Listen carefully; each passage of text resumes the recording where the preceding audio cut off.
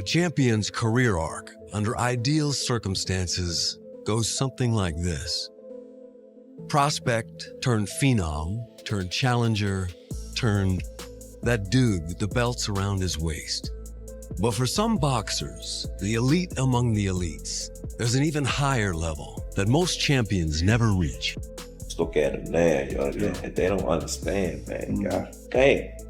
This shit just happened overnight. You invested over 20 years. Yeah, Over 20 years. Over 20 years. I don't get it. Yeah. Yeah. This Santa Cruz out here today. Dig down, let it burn, baby, let it burn. Oh. Mind over matter, son. Mind over matter. This is the blues I'm Ain't nobody doing no shit like this. Come in the desert. Trying to stay away from the desert. He come in the desert.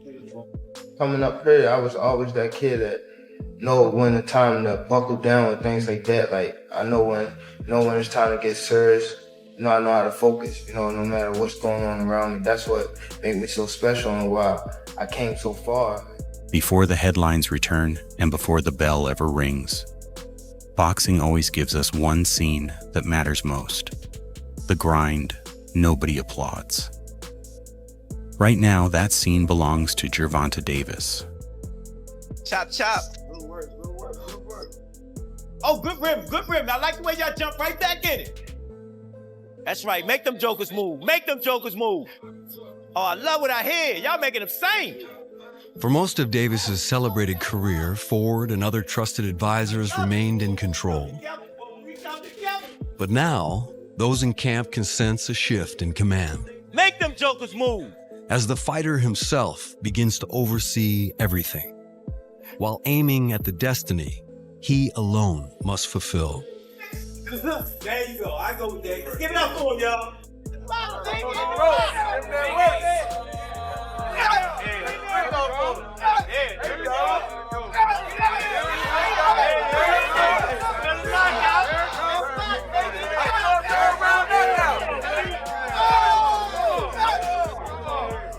For a long time, fans have been waiting on Tank's comeback, asking when the power, the tension, and that electric feeling would return. Now it looks like the wait is finally ending. Back in the gym, back under the sharp eyes of Calvin Ford, Tank seems to be moving with a different type of energy. Not flashy energy, focused energy, dangerous energy. You can tell when a fighter is training just to stay relevant, and you can tell when he's preparing to remind the world exactly who he is. I'm definitely taking this very seriously, but as I continue to get close to the fight, I'm just being myself. I feel good, you know what I mean? So, it's like it's definitely going to be a exciting night for the sport of boxing. When you ready? Yes. Make sure no recording. No recording. No recording, gentlemen. Thank you. The mega fight, that dance with destiny, is nearly at hand. And with both superstars in the fine-tuning stage, secrecy is crucial. That's why Davis made sparring the most important element of any camp, off limits to cameras. But his team's visible confidence hints at his readiness. Hey, you having fun, ain't you? With Gervonta "Tank" Davis, every answer, delivered with thudding left hands, has only yielded even more questions. For now, they're bigger, broader, simple, and yet infinitely complex. How much is enough? How high can you climb? How far can he take this? You're happy, but deep down inside it's more to accomplish. That's how I feel as a fighter. Our job is never done. This looks like a different version of Tank Davis. Sharper, cleaner, and hungrier than ever. And if Shakur Stevenson is truly the target, then that level of seriousness makes complete sense. Shakur is not the type of opponent you can beat on talent alone. He is sharp, disciplined, hard to hit, and mentally draining to deal with round after round. That means Tank cannot just show up with big punches.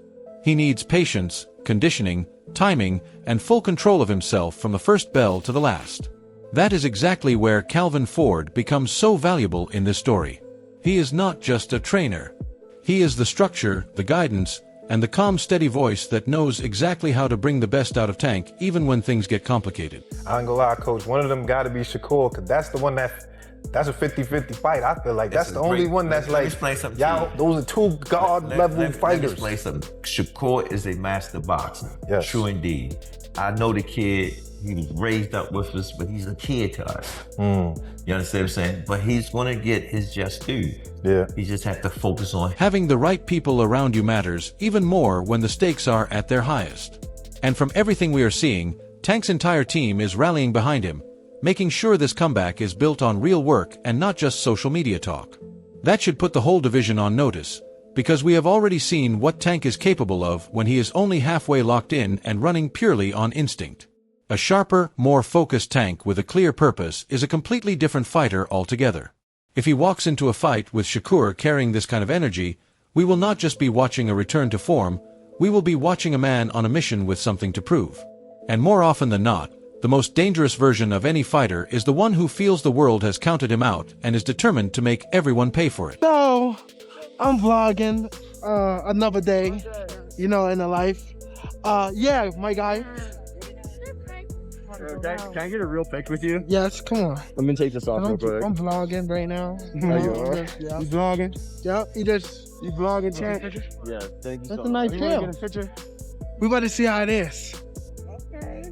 Thank you so much. You know, I just out here vlogging.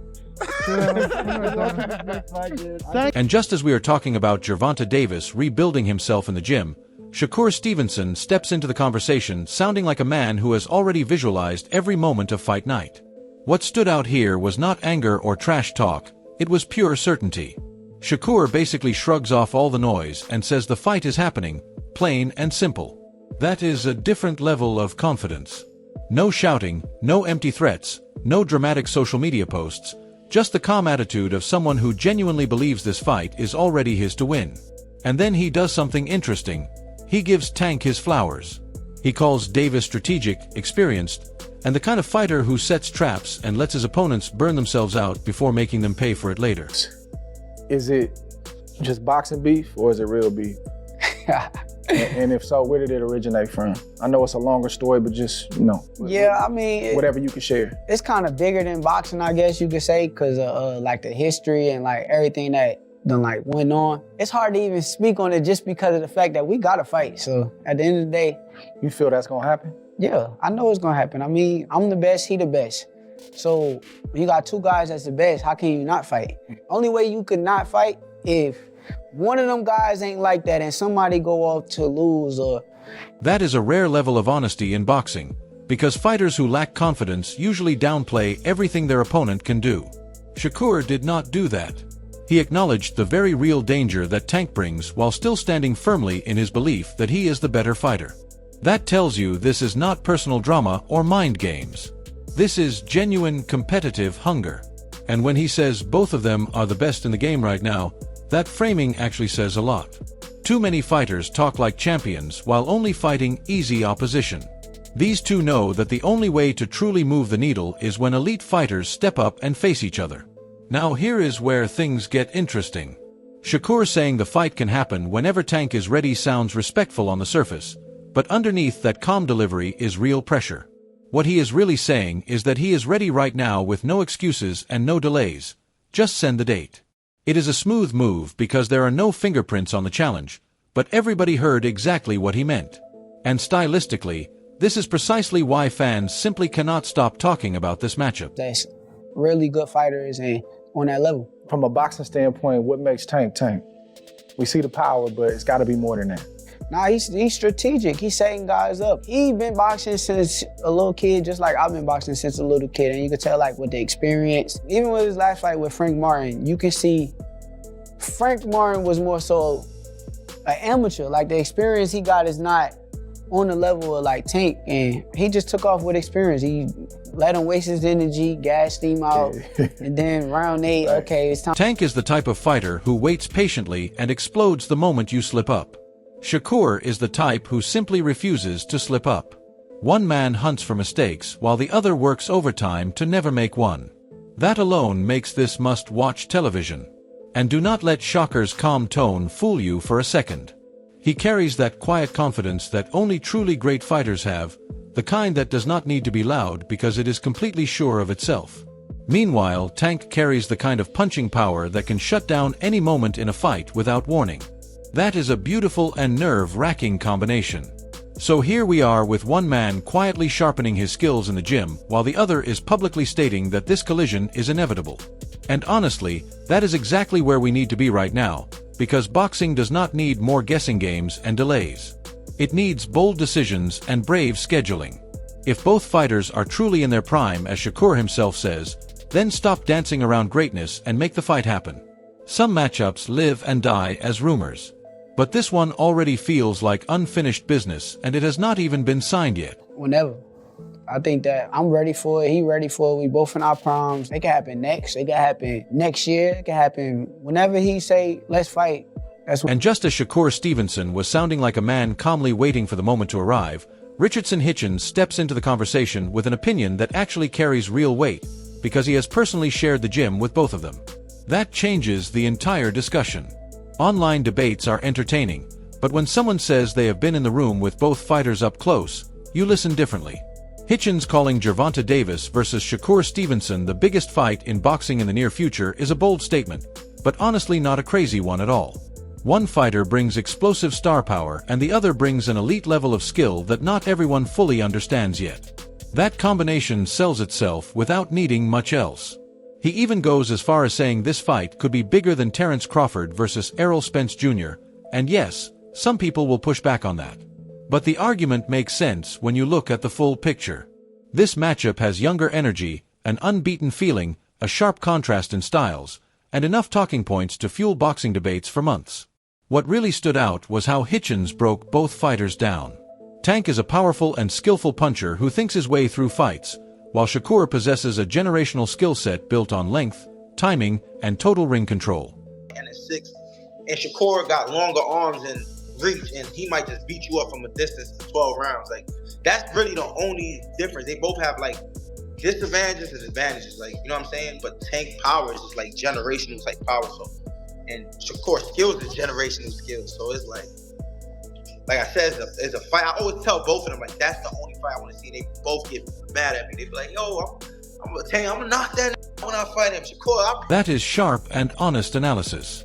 Too many people box Tank into left hook highlight reels and reduce Shakur to a fighter who plays it too safe. That is lazy thinking. Hitchens understands that both are complete fighters who each bring their own unique advantages to the table. Tank has the kind of power that can end a fight in a single moment. Shakur has the kind of control that can dictate every single round and make his opponent fight exactly the fight he wants for a full 12 rounds. Hitchens even says it feels like a coin flip, and that is precisely why fans cannot let this one go. If everyone already knew who was going to win, nobody would care nearly this much. He then shifts the conversation toward other fighters, and that tells you something important on its own. Fighters themselves understand talent in ways that casual fans simply do not. They know the difference between someone who looks good and someone who is genuinely dangerous. That is exactly what this fight is. Tank versus Shakur is not generating buzz because of social media hype. It is generating buzz because knowledgeable people who truly understand boxing pause and struggle when asked to pick a winner. That hesitation is what makes a fight truly special. So here we are with Shakur publicly ready, Tank quietly rebuilding, and Hitchens saying this is the one fight he would gladly pay to watch as a fan himself. The message is simple: stop teasing greatness and put the fight on the calendar. Boxing has enjoyed the suspense long enough. You've been in the room with both of them. Yeah, Shakur and Tank is gonna be the biggest fight in boxing in like the near future. Like, it's gonna be like Terrence Crawford and Errol Spence, but bigger, like way bigger. I feel like that's gonna be the biggest fight in boxing. I've been saying that since Gervonta for like his first main event in Baltimore, and then Shakur for like his first main event in North. I've been like, when I heard that like Shakur's going up to like 30, I already knew. I'm like, that's like gonna be the mega fight. Like, that's the only fight I would want to see like in this like generation right now. That's like one of the biggest fights like I want to see. That's the fight I'd be like. And just when Richardson Hitchens had us treating Gervonta Davis versus Shakur Stevenson like the most unpredictable fight in boxing, Fannin storms into the conversation holding his own strong opinions and declaring he already knows how it ends. And honestly, that kind of energy is exactly why boxing never gets boring. Now here is the thing. He is absolutely right on one key point buried underneath all the noise. If Shakur truly wants undisputed king status at these weight classes, beating Tank is the clearest and cleanest path to get there. No debate needed, no complicated explanations, no lengthy Twitter threads required. You beat the man that the entire division revolves around and the conversation shifts immediately. That is simply how boxing works.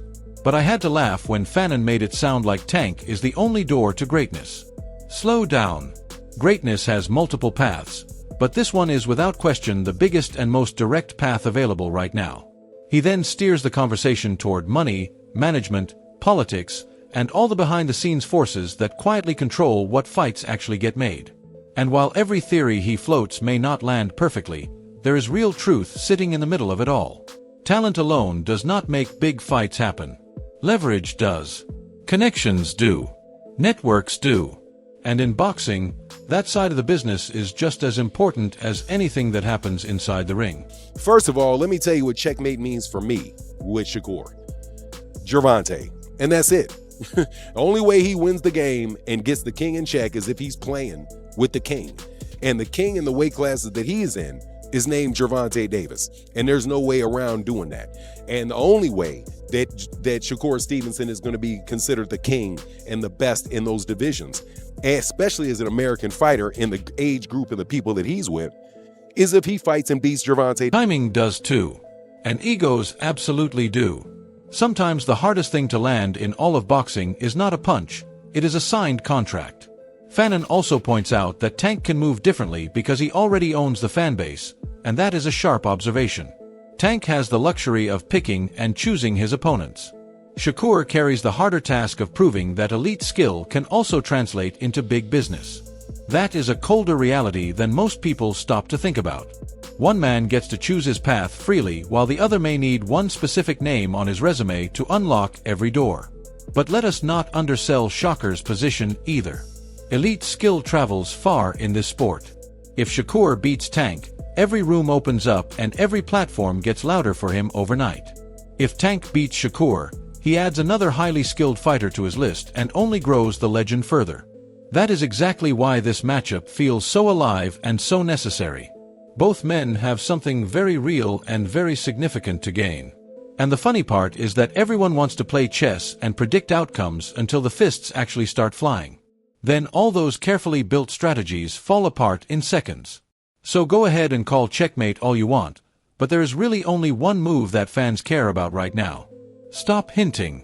Stop posting vague messages online. Stop acting mysterious.